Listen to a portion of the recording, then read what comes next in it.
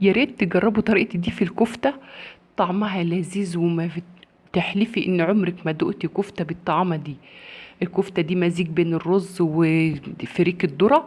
هتعمليها ما خدتش اي وقت وما حطيتش معاها لا لحمة ولا فراخ ولا اي حاجة خالص.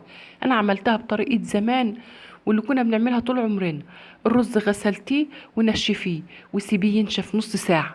ونفس الشيء الفريك الذرة غسلتيه في مصفى ضيقة خالص علشان خاطر ما ينزلش منها، وتسيبيه هيصفي ميته. مش عايزين فيهم ميه لا الرز ولا الفريك، عايزين في ميه علشان خاطر الكفته ما تفكش منك. طعم لا يقاوم، ما تقدريش تقاوم الطعم ده.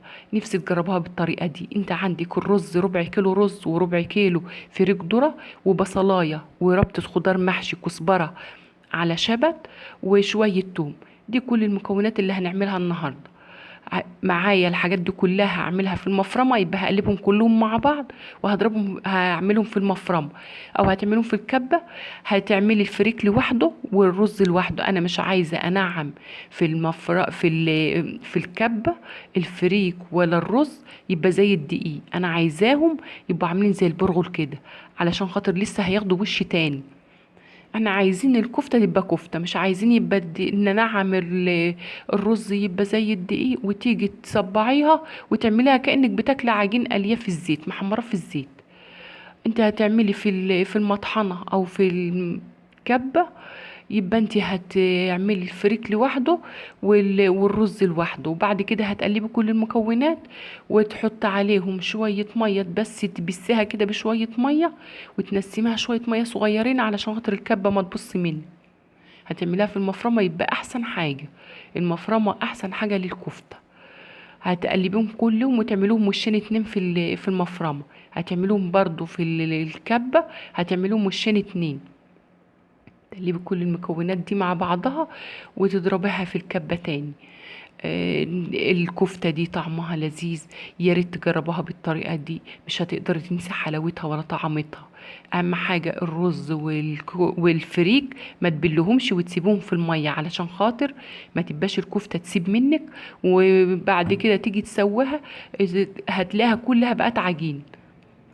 حطيت كل المكونات على بعضها قلبتها مع بعضها كده وهضربهم تاني في الكبة او في المفرمة.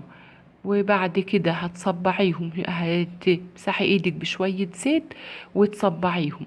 معاك الزيت اللي هتقلي فيه هيكون كتير علشان خاطر تطلع لونها ذهبي وما يبقاش غامقة. معايا الخضار مش هكتر خضار، يعني ربطة خضار بس. انا مش عايزاها تبقى لونها اخضر غامق، تطلع غامقة في التحمير وتطلع لونها غامق في التسوية. الكفتة دي كنا بنقليها زمان نحمرها في الزيت كده. كانت بتخلص 3/4 الكفتة دي وممكن تخلص كلها وانتي بتحمري. كنا دايما كلها تخلص في وقت التحمير، ما كناش نستنى لما نعملها في الدمعة او في التسبيكة بتاعتها. انا خلصتها فرمتها مرتين او في الكبة اديتها وشين اتنين. وبعد كده شوية زيت وشوية فلفل اسود وشوية ملح وشوية كزبرة ناشفة. وهعجن فيهم كده، اخلط كل المكونات مع بعضها كده ادخلها مع بعضها كده. هعجن فيها كأنك بتعجني في عجين وهصبعها. ما خدتش اي وقت. احنا ما حطيناش لحمه. انت ممكن تعملي الفريك لوحده. لا، الفريك لوحده بيتفك الكفته منك.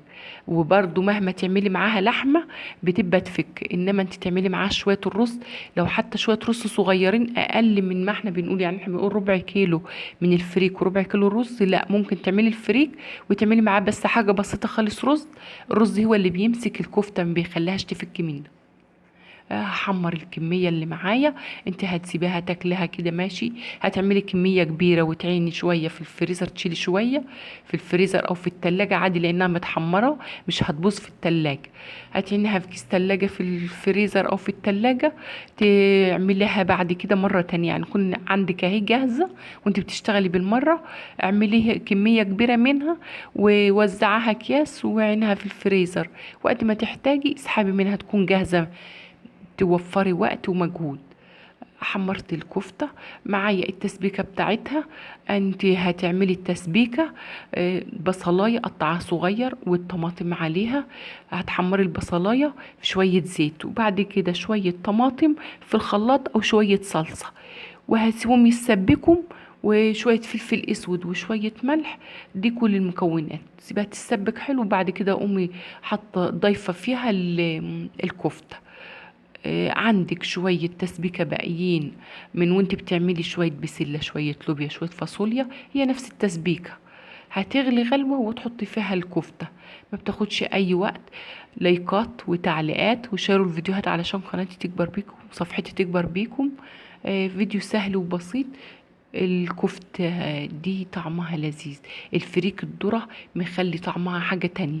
احنا لا حطينا بودر زي ما الناس بتعمل، ولا حطينا اي حاجة خالص ان هي تفتحها كده. لا، هي والفريك الذرة مفتحها من جوه ومخليها جميل، وما فكتش لاخر صابع لاخر تسوية.